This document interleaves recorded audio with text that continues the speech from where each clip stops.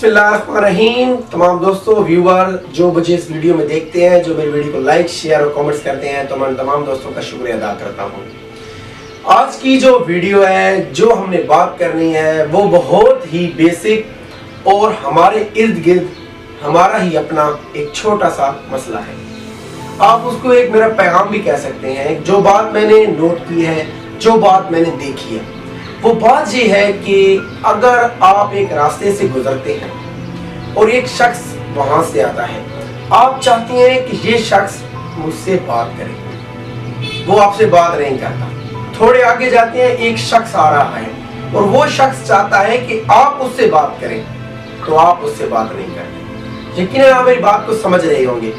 एक शख्स से आप बात नहीं करते, लेकिन वो शख्स आपसे बात करना चाहता है, और एक शख्स आपसे बात नहीं करता जिससे आप करना चाहते हैं।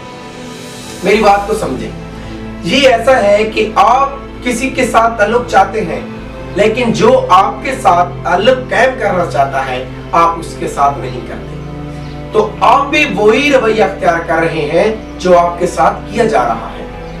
मैं आपको बात समझाता हूँ। अगर कोई शख्स आपकी केयर करता है, आपको मोहब्बत की निगाह से देखता है, वो आपकी खिलाफ नेगेटिव थॉट्स नहीं रखता, वो आपको खिलाफ के पहलू में रहकर मिलता है, आपकी बात की इज्जत करता है, आपकी राय की कदर करता है और आपका इमेज को खराब होने से बचाता है, तो उन लोगों से मोहब्बत करें, उन लोगों से बात किया करें, उन लोगों को रिप्लाई दिया करें, उन लोगों के साथ मिलकर चला करें। वही आपकी हकीकी दोस्त है।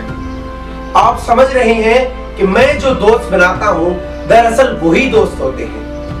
वो दोस्त भी होते हैं जो आपको दोस्त बनाते हैं। तो थोड़ा सा आपको अपने लेवल से ऊपर जाकर सोचना है और नया सोचना है।